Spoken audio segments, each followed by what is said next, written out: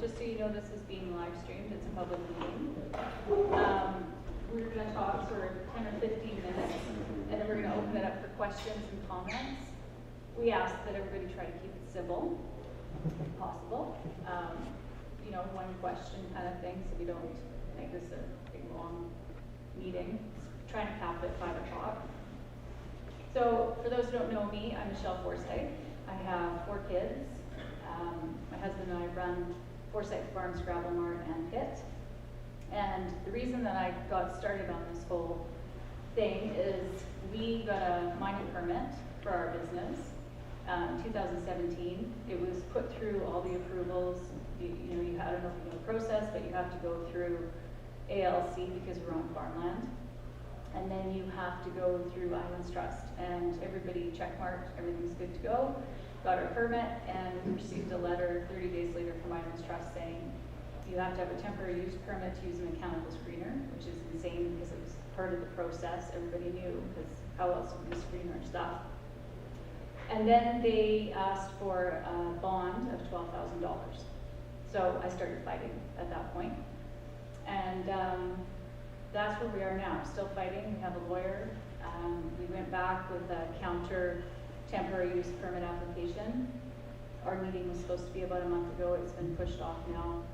And during that process, I was very stressed. Husband was stressed. My kids got to see us go through hell. You know, having to get a lawyer, it's expensive. And then I started hearing other stories from other people that they were going through the same kind of madness. I know people who have had to get geotech reports 2-3 times, $20,000 a pop. I don't know if you have that money in your pocket, but they don't.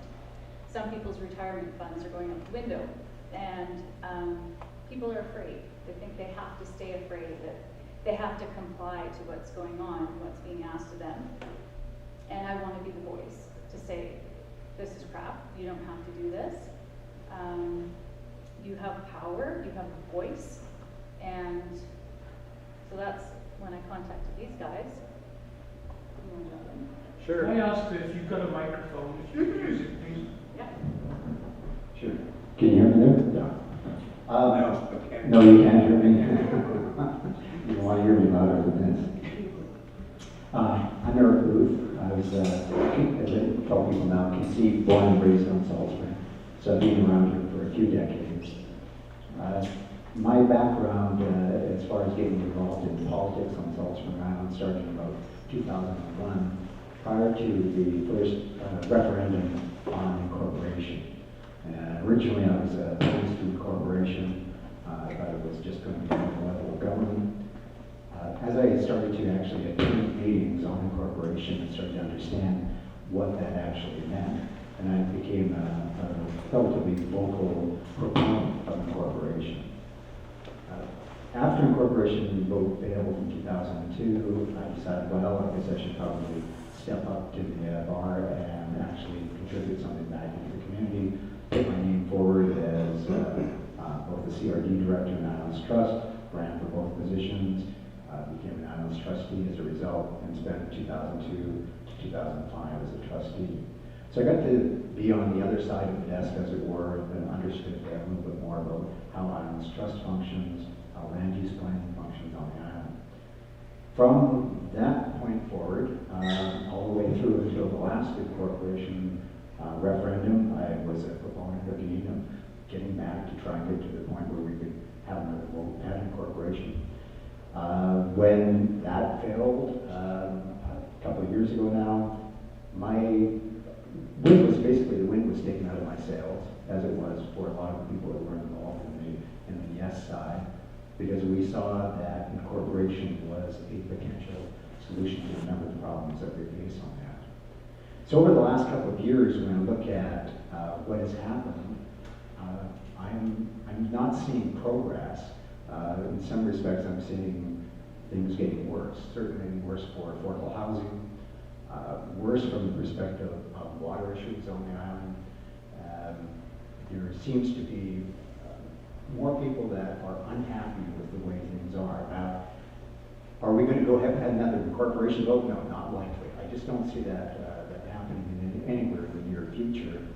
But my view at this point, and as I've talked to a number of people on the island, I liken this situation that we're currently in with the structures of government that we have on the island to be like basically the island is a spoiled teenager who does not want to leave home. The teenager wants to complain, wants to whine and bitch to Victoria that we've got terrible roads, we've got terrible this, we don't have enough water, we don't have enough affordable housing. So we're sitting here whining and complaining to people who don't live on the island. And my own perspective is that I believe that it is time for the province to actually step in and to do something about it, and to kick the teenager out of the house and say, you're old enough now, you certainly got enough of a population that you can take care of yourself. And I think that that's, from my perspective, that's what the province at this point needs to hear, is that it's time that the province actually stepped up, because the challenges that I'm seeing are not being adequately taken care of. So I've got one of a number of stories that I can tell that I'm not going to tell as far as my own interactions with any of the various bureaucracies on the island. But I think I'll just leave it at that and pass it on to Jason. Hello. Some of you I recognize well here. Can you hear me? Oh, there you are. Okay. I just want to say that Eric and Michelle have done a lot here. I haven't done a lot other than go through what I would call a year from hell. And I lived here for 10 years and lived the bliss of Saltspring. But when I had to deal with some of the planners and the enforcement arm of Islands Trust, it almost made me lose complete respect for this place. It drew our family into something that I would never wish upon anybody in this community ever. And all we were trying to do was to restore an old building. And they acted like we were criminals. I was raised, I would never talk to someone that's older, quite a bit older than you, like they talked to me. And to assume that I was doing things that I was not, and to not take into consideration things when there are emergency situations, and then all the rumors fly around, you don't know what to believe. But I just believe that there's a much, much better way to live in a community than to have what I consider as full force bullies. I've dealt with a lot of bullies in my life, run a large company, so I know a lot of different bullying techniques. I've had to deal against the Governmental of Canada, and what happened with Islands Trust was as big a bullying as I've ever seen. And I think that should stop, and I don't think it's going to stop unless things change, and that's when Michelle and Eric started to voice some of the things that can happen.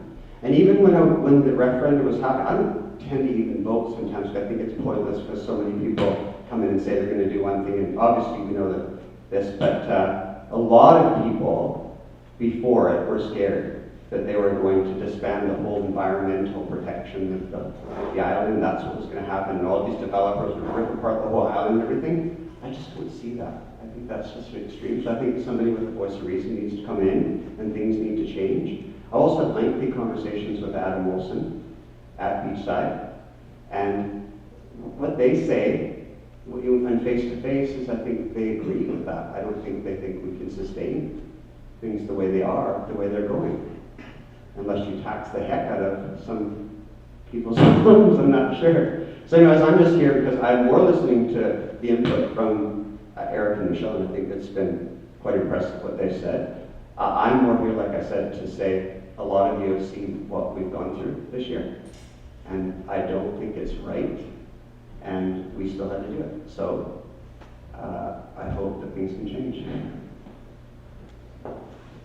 So what Eric and I have set up is we have a meeting with Adam Olson on October the 18th, and hopefully with Selena Robinson, who is the Minister of Municipal Affairs and Housing. And we will be bombarding them with letters from people that have already started coming in, of people who have had enough, who are just done with the whole process. And that is our tact, is to go after the province and make them listen and understand that what is happening is not okay. It's not okay to be bullied, especially when you live in this. It's a beautiful community.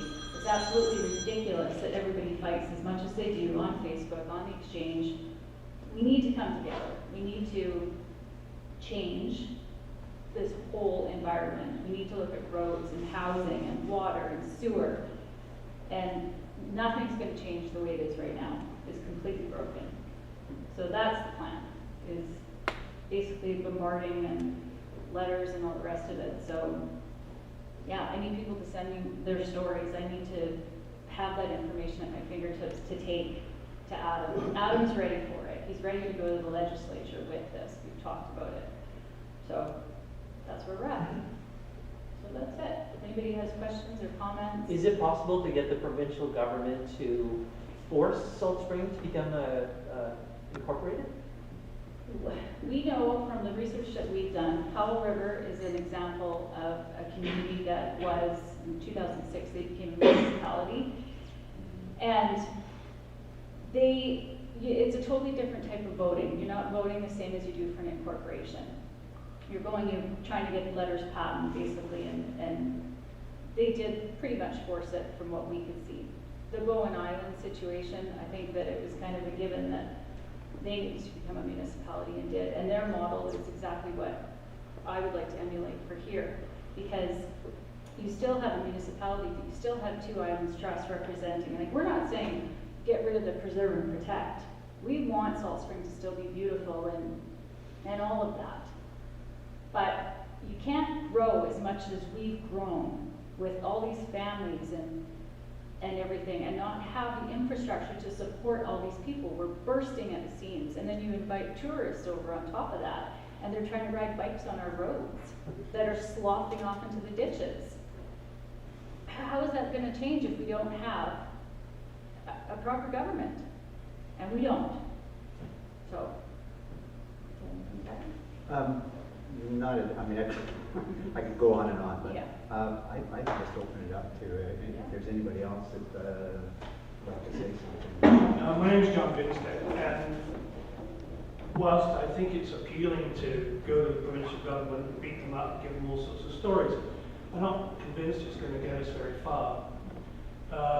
Like Eric, I don't think that the current government, on island government, is going to be changing. For me, it's a matter of making the government that we have more effective. The bureaucratic processes that you've described are mind-numbing. I think the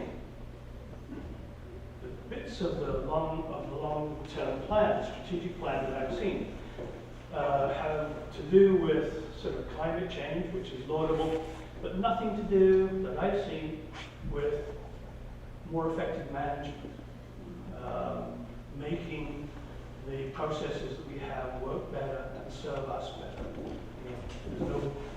I didn't see anything in there for funding for better bylaw enforcement, for instance. And those are the kinds of things that I expect our politicians to pay attention to and buckle down on to deliver the services that we need at the community level. And that may translate into something the provincial government may pay attention to at some point. Thank you. Anybody else? Well, I want to make there's bylaw 469 and 488 and another one, but 469, I believe, means that they don't have to have as much consultation with the island. So that's passed. It's now going to the provincial government, and then it'll get rubber stamped when it comes back here. So what's happening is, unlike an improvement of the processes, they're now limiting our ability to give input. Bill 488 sets up all kinds of light industrial all over the island, and people who live right next to it have no idea. They put an ad in the in the driftwood, a week later, there's no time for a meaningful response. Mhm. So the issue is right now, we're actually in jeopardy because of what they've just passed now. It's even shrinking. Our ability to give feedback is shrinking. And the only way we can, we've got a huge campaign in Wolford, and we're really pushing the Island Trust to remove the light industrial zoning potentially from our area. But there's all kinds of other people on the island who don't realize that light industrial is about to be implemented because they weren't consulted, right? So the issue is now there is a minimizing of our ability to have input, which is the biggest deal right now, because they'll be able to do whatever they want and we won't have any input. Everyone in Fulford now is on the Island Trust mailing list, so we're all working as a team, and I think that's part of what's happening here, and we all have to work together. But at the same time, though, it's frustrating to think maybe we can't do anything, right? And is it possible to get the provincial government to force this issue because of all these problems? That would seem like the ultimate focus that we should have. How can we do that? What are the steps we need to do to force this? Because the no voters are going to never be convinced. No, Right. they won't. And when we were going through this process with the groundwork and the pit, there was times where I sat there and went, oh my God, like they're gonna take this all away from us. They've got the power to do this, and then I get my head back on straight, and you end up getting so frustrated with the process and so mad, like you're getting, that yes, they will listen to you. People can't keep quiet and say, oh my God, I can't believe this is happening to me, and we didn't know this was happening. Well, you do now, so now you got to start yelling, and you got to let people know this is not okay. You can't do this. I pay taxes. We have property. We have a say. It's not up to somebody else to sit in their office and decide what they want to do and sneak bylaws through. It's crap. I'd like to respond to the industrial bylaw thing. I spend a lot of time on all of our governance websites, studying minutes. We need to, you need to review 10,000 pages of minutes per month to be up to date on what's happening on Saltspring. So this industrial bylaw, it has gotten a lot of community response. There were actually 320 signed letters for the Heartland place on Lees Road. 320 letters signed by people in our community supporting it. And when the planner went through it, they decided not to listen to the 320 people who wrote letters supporting it. They just kept it as an R rating, which means now Harry Warner gets to write 500 more letters and take up all of our time in local trust meetings. But that's just about the industrial one. For me, I'd like to see the Islands Trust work for us. The Islands Trust has a page where they've done several different, we paid for it, studies on their performance. How does the Islands Trust govern? How effective are they? What kinds of things can we do to change it? For example, at the 202 referendum, they came up with this new 4 trustees. And because it was in response to the incorporation, of course, all of the yes people were like, oh, that's not good. But, perhaps it would be good, and maybe we could look at that again and see how can we make the Islands Trust be our government, all of our government, and we can dump the CRD, get control of all of the commissions, and have control of our community assets. That's called City Hall. Well, it is and it isn't, right? Because this is not a pro-incorporation meeting, right? That's not what we're here for. So the Governor General, who works for the Queen, and we're all here at Her Majesty's pleasure here in Canada, they have an auditing division, and they can audit local governments and give a report on how they are spending our money, how they are engaging us, how can we change. It's a year-long process, so that does take a lot of time. But I think that if Adam, I have spoken to Adam myself, and he's very much, local, do it local. The speculation tax, do it locally.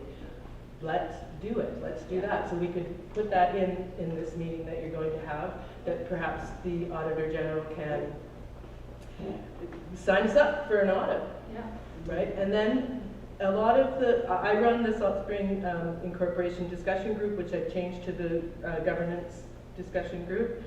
And there's a lot of talk there, and I want to keep it going. Let's have some more ideas. How can we do this? And a lot of, for example, Tony Law, who's a trustee on Hornby, steps in and says, you know, we can't ever move the trust offices from Victoria. You know, we can never find anyone qualified to do these jobs. And that's not true, you know, and maybe those people don't want to live in Victoria. Maybe we could find people who would love to live on Salt Spring Island and be the CAO of the Islands Trust and make all kinds of money. Like, those kinds of statements aren't true. They're just not true. We can govern ourselves. The problem is, though, sorry to interrupt, but there's fiefdoms, there's no governance. There's fiefdoms. That it would be impossible to audit, because there's not one central governance. There's only fiefdoms. They're all arguing amongst themselves. But I mean audit the trust, not the CRD. Yeah. We do that enough. We've done that enough already.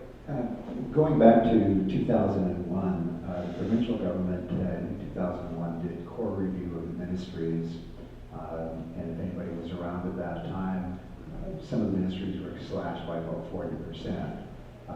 It had gotten to the point where they were bloated, and so I think it was Kevin Faulkner maybe that was the minister. Was that the NDP or the Liberals? That was the Liberals at the time, yeah. So that core review in 2001 of the ministries was supposed to be followed by a core review of the regional districts and the Islands Trust. That fell off the table at some point while I was a trustee. It was asked, well, is the core review going to happen? No, it's not going to happen. So from that time, so we're now talking like 18 years ago, there has been no core review of either the regional districts or Islands Trust.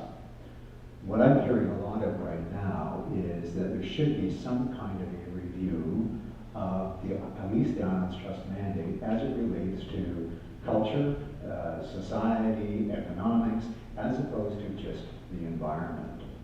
And, you know, And management. and management, okay. So, looking to the future, we're at just over 10,000 population now.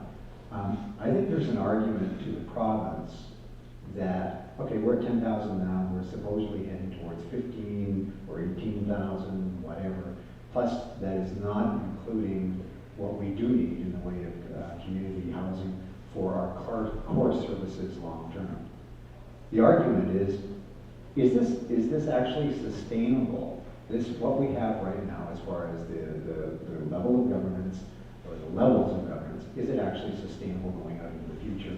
Or is this just, you know what, it's time for something else to happen? Now, going back to 2002, Gary, you and I and Kimberly met for 4 or 5 months, trying to take a look at how do we improve the status quo? Because that was the question after that initial incorporation vote when it got turned down was, okay, how do we improve the governance of the status quo? 16, 17 years later, I'm not really seeing any change whatsoever over the status quo, and I don't see an improvement. If anything, I'm seeing it's gotten worse. And I know certainly with the water issue that's going on right now, and I'm hopeful in some respects that this $50,000 study that has been granted to North Saltspring and CRD is going to maybe come up with some solutions on water. But I'm of the opinion that the province really does need to step up and to do something. I don't know what that is, and whether it's, you know, okay, great, we're going to make you a municipality, or whether it's forcing the local governments that we currently have either into like an amalgamation of sorts, and that's the idea that, you know, the water districts under the CRD as an example. I don't know what that is, but they need, I think, the province as the parent really needs to step up to the plate and do it, because it's obvious we're not doing it. We have failed to do that as a community. All we have said, in essence, is no, we don't want to do anything.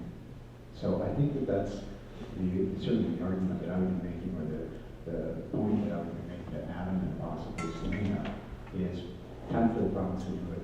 how can you do it? What can you do? What do you have in your toolbox? Anybody else? Just make one point of clarification. The Islands Trust is not the local government.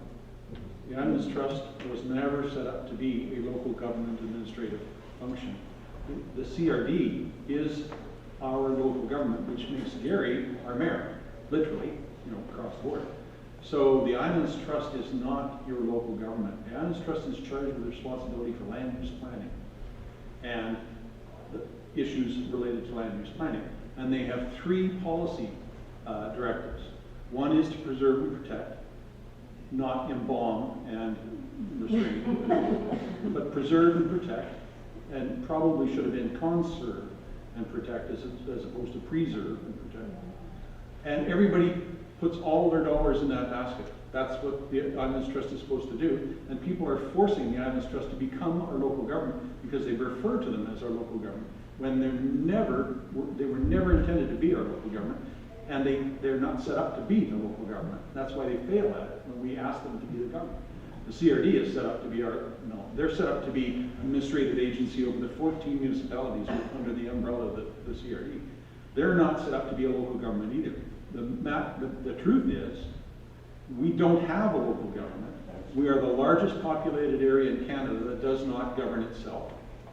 The next closest one is on UBC campus, and it is governed by the UBC Senate that manages it. But they do a pretty damn fine job of doing it because they see themselves as that responsibility. Preserve and protect is one of 3 policy issues, but it's the one that everybody hangs on to. The second one is to ensure that development that happens on the island respects, preserve, and protect. Okay? It doesn't say make sure there is no development.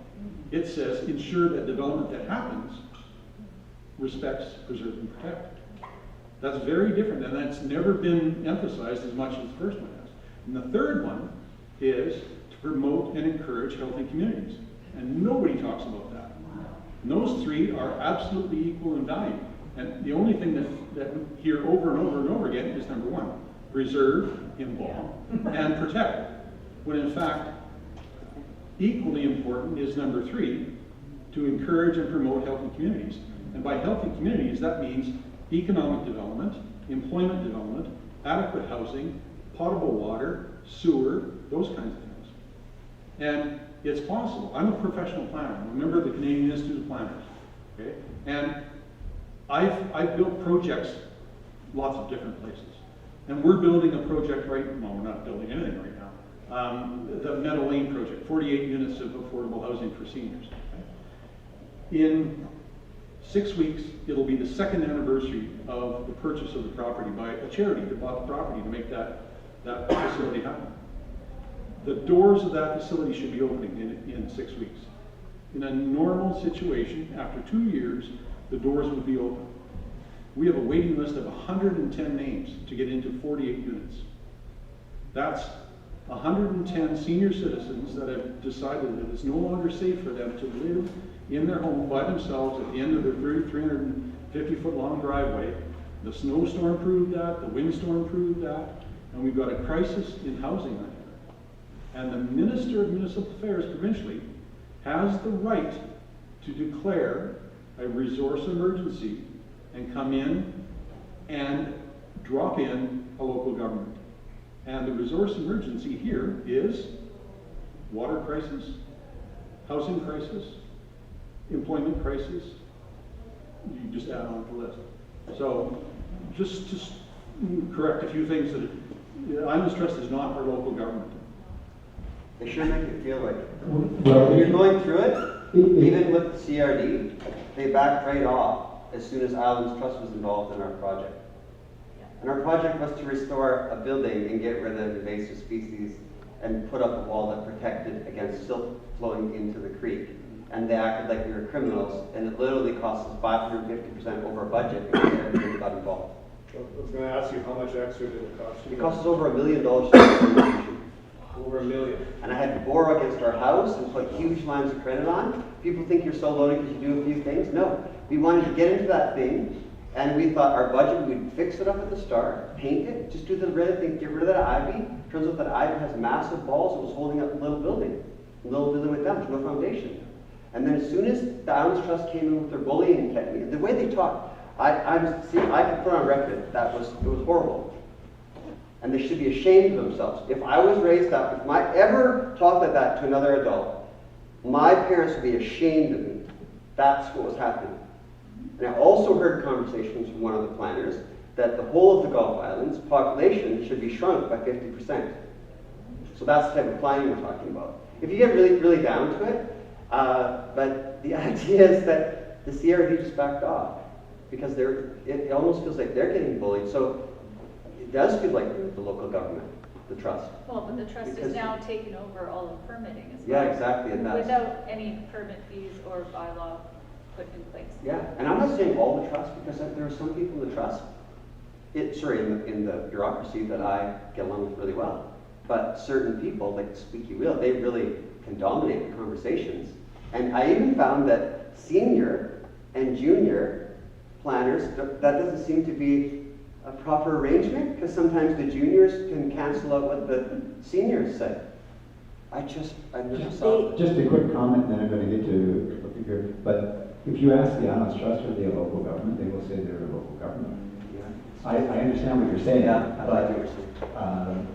and as far as if you look through the Local Government Act, they are mentioned a number of times within the Local Government Act. But I get your point. Lady here first. Me? Yes. Okay, so my question is, it's about governance. So if the Islands Trust, and sorry, I don't know your name. Richard. Richard. If the Islands Trust has a jurisdiction of land use planning or land use management, land use is their jurisdiction. How can you have a local government that isn't their jurisdiction? Like, how could we have local governance? Because that's the basis for everything, right? It's the basis for how I live, where I live, my economy, who I'm allowed to live with. Whether or not I'm even allowed a water line, right? Like, how could, like, to me, that's my world, right? So how, I can't conceptualize a local governance that is one thing that's different from the governance of land use, right? And Think of it as an umbrella. Your local government is the umbrella So the Islands Trust land use would within the fit shelter of that umbrella. underneath that. Right. So you have that all over the world. You have the Capital Regional District within a province. You have Washington, D.C. within larger state structures. You've got levels of government. So it would be subservient. They're complementary, you're not saying. subservient. Complementary. Yeah. Because, I mean, we need to make, we need to move forward as an island and as a community and be able to make decisions, right?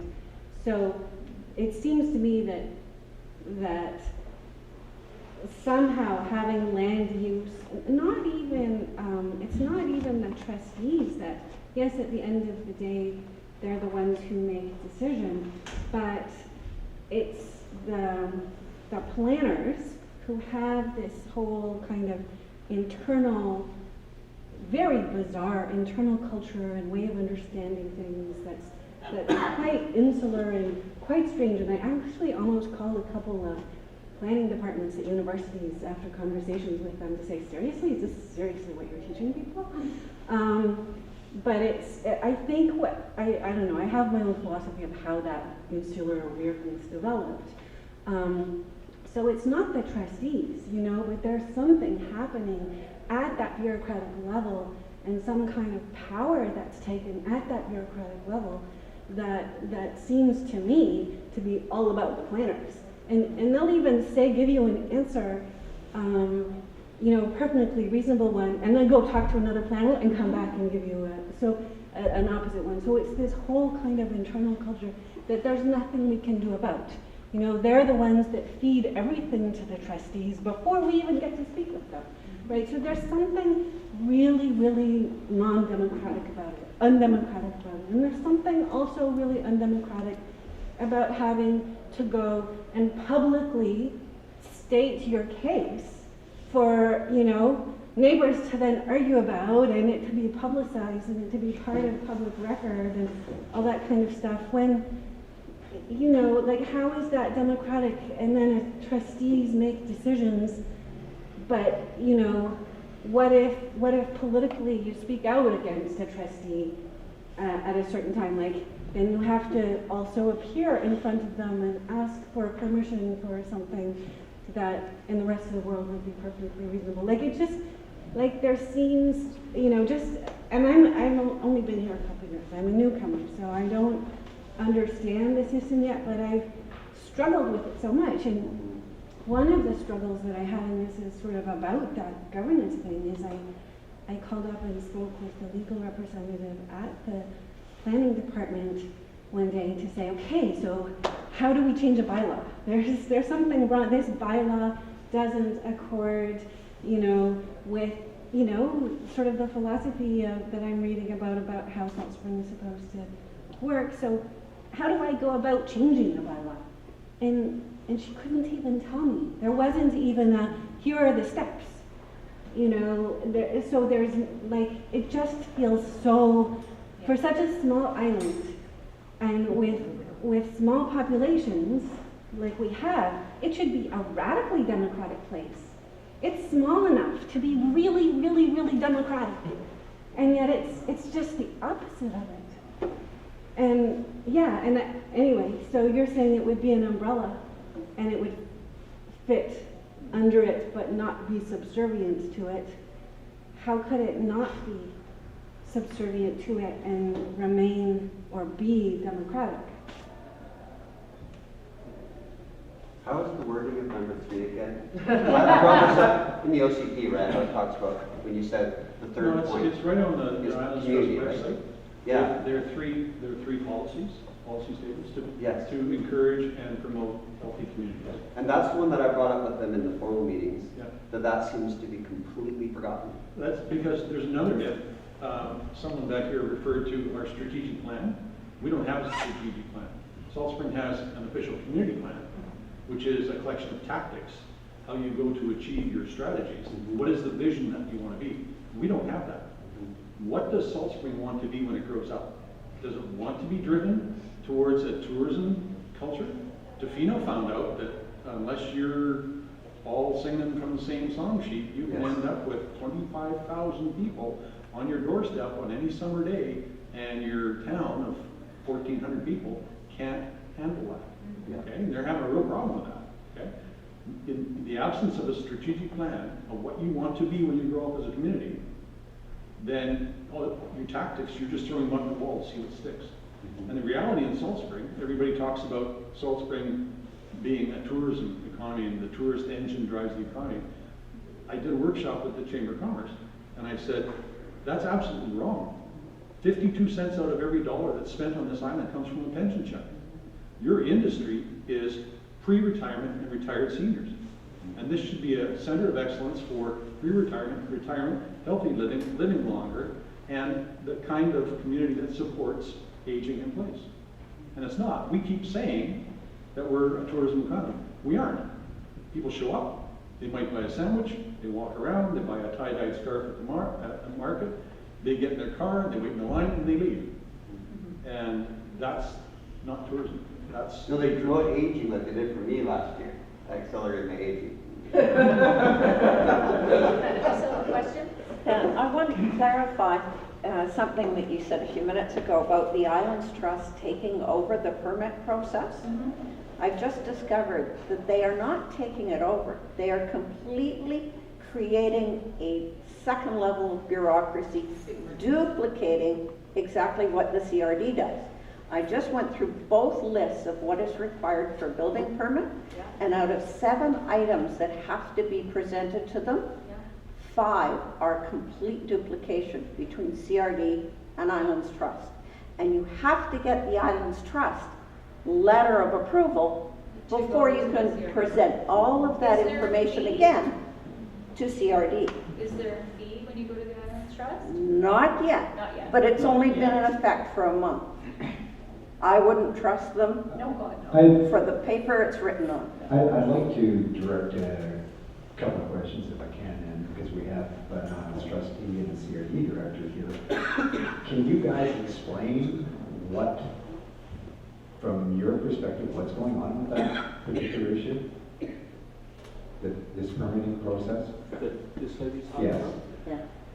Yeah. So, and I heard the comment before too about the CRD backing off without trust approval, and I may be misunderstanding, but my understanding is the CRD will not issue a building permit, like for example in your case, I'm not that familiar with it, but like there's development permits that you were in that are trust related, and so my understanding is the CRD says that the first question they ask is, do you have land use approval, essentially, right? Do you have the zoning? And if you have the zoning, are you in a DP area that you need to get from the trust? And if you do need that, well, you need to get that approval before we'll issue a permit. That's my understanding of how the process works. No. Well, from my understanding, the lot has a zoning. Right. They have a specific list of what can and cannot be built on. I can't go to the CRD and say, yeah, what I'm planning is exactly that. No, I've got to go through the Islands Trust first and get them to reassure me that yes, the R that is on that map, your single family dwelling does fit it. And then I have to take that letter to the CRD.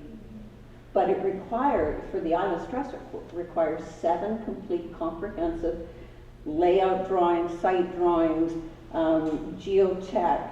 I mean, there's 7 fairly comprehensive things that have to be presented to the Islands Trust. Not just, I'm building a single family home, it's zone rural. No, it's a huge process. And it's not just a single process. It's a more than month-long process Because there's no staff. to then add to the CRD permit process. And you're not in the development permit area? How do you mean? Okay. Well, I'm not It's like changing you are- anything. I'm not changing. Well, you're not in a steep slope or a No, riparian no, area no. or, No. So we can here- talk about that offline, but Yeah, yeah. that's all I know at this point. I used to work for building inspection up until a year and a half ago, and the process was people brought in an application, you ticked off all the right boxes, you sent an email to Islands Trust and said, just so you know, this application has come in, but we had a map that showed all the zoning, and you wrote on the file, yeah, it's residential, it's whatever. If it wasn't a DP area, then the file would go to referral at Islands Trust. But the building permit application would still be processed, it would still move forward. You know, the building inspector would have a look, he might go out to look at high slope or whatever, and then, but things were happening, nobody was having to wait because all the other things were on the go. Now, you go to Islands Trust first, you put in your application, and it is gonna wait there for weeks because they don't have enough staff. Then, once you get a rubber stamp from them, it goes to building inspection. So building inspection's sitting there twiddling their thumbs because what else are they doing? They have no applications coming in unless they're working on bylaw enforcement. So that's what's happening. And I don't know why it's gone that way, but Because of good buds. there you go. Because what? Because of Good Buds, the big marijuana facility in the north end, everybody had their knickers in a knot because the trust wasn't involved. But because they did what they were supposed to do, they bought swampland and built a grow show, and they ticked off all the boxes, and it was perfect, but the Islands Trust people who weren't impressed, not the Islands Trust people, but the locals who weren't impressed, seem to have influenced this change. This is the first I've heard that bylaw stuff is going, that development stuff has to go through the trust now. Yeah. Where do you find this information? Which department did that? So the question that, because I heard about this probably 3 weeks ago, and I've been meaning to delve deeper into this to try and understand how this has occurred. I'm not aware of any legislation that is in existence that would require somebody who is applying for a building permit under the BC Building Code to have to go to another level of government to get permission when, in spite of the fact that that local government does not have the authority to issue a building permit to start with, but that there is no big application process there. So I'm taking what amounts to a BC building permit application to the Islands Trust and having an Islands Trust planner, I assume, spend time, taxpayer dollars, on that process when there is no application fee or legislation to require me to do that. I'm going to suggest that that maybe both of you get together and find out what's actually going on here, because from what I can tell, and correct me if I'm wrong, by the looks on your faces, you're not exactly sure what's going on either. Is that Well, until, this may seem fast out to people, but it's the first time I've been challenged with this issue. So, yeah. What about Peter? Yeah, not to leave you hanging out to dry. I mean, I have heard about it in the background. We've never been involved with the process as trustees. However, I understood there was some plan to streamline the process, so it was easier for for the CRD people to move forward if they got the rubber stamp from the land planners. Yeah. So that the purpose was to make it easier for the CRD permitting department, I believe. So from what you've said, I'm to believe that this is a staff, something that has been instituted by staff without any legislation. I think that would be so. I don't think we need legislation for this. Who's next? So, Eric, though, to be, and I think we have said this, there's always been, you know, that degree of coordination or I don't know if cooperation is too strong a word, but right, the building inspection has always worked with the trust. So you're saying now it's being changed in a way that now instead of building inspection being able to, you know, kind of work in parallel with the trust, it's slowed the process down, so fine, and we can check that out. But it's always been the case that if the building inspection gets an application for a building permit, and we're talking about a house here, I'm not sure about industrial applications and all that, the first thing the trust does, and has always done, or sorry, the CRD, is to check with the trust, do they have the zoning, are they in a DP? Yes. And if they are, they tell the applicant, you've got to sort that out with the, that's always been in place. If you're saying, well now, yeah, it's still in place, but it's being made even more complicated, yeah. Yes. Yeah, it sounds like it's being a prerequisite. Yeah. And I'm gonna, from my perspective, I'm gonna suggest that that's probably improper, but check into it. And we will check into that, and if you want to go right to the source, the two people involved in that decision were Robert Gutierrez and Russ, what's his last name? Spiller or something like that. So those are the two, they just, Ooh, sorry, who was the second person? Russ the Hodson. CAO of Islands Trust. Oh, Yeah. Okay, we can throw in one more, and then it's 5 o'clock, so I'm gonna. Oh, okay, no, I know. You are? My name is Robin Williams, and I have an association with the Islands Trust through an appointment from the provincial government, and it's given me I never realized much about the trust until I started serving it.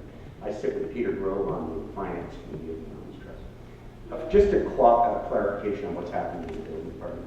Whenever you put a building inspection request or a building permit request into the CRD, it's automatically referred to the trust. They have to sign off on it before it goes anywhere. So they just kind of reverse that. I'm currently doing a house, so I've run into the same kind of thing. But one of the things I'm noticing here is that people come in often with a particular problem that's happening in what is rather a dysfunctional business. The one thing that I try to really push, and I think Peter will support me on this, at the Islands Trust senior level is the reinforcement that the Islands Trust is part of the provincial government. It was created under provincial legislation, and they kind of drifted into this idea that they were a local government, but they're not. And so the problems that you're talking about sit at the minister's feet, not the Islands Trust, not the CRD director. It's really a ministerial issue. And one of the things I had some experience with when I was a lot younger is I was involved with what happened at Whistler. Because Whistler was a very problematic unincorporated area, and it actually went bankrupt because they built a skating rink, and it caused very severe financial problems.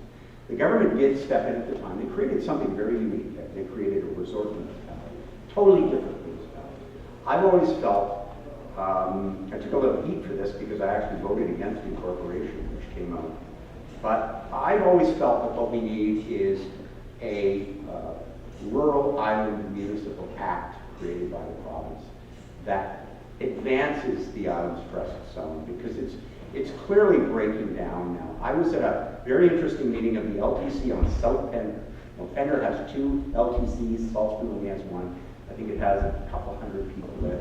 The Islands Trust works very effectively, but it's clearly outgrown the size of this community. So I think this needs to be taken through our representative, Adam Olson, and others to the minister, because I think they kind of, you know, I had a meeting recently with the Assistant Deputy Minister of Municipal Affairs, who said, you know, we're looking for some leadership from Saltspring about how to solve it. So the door is open.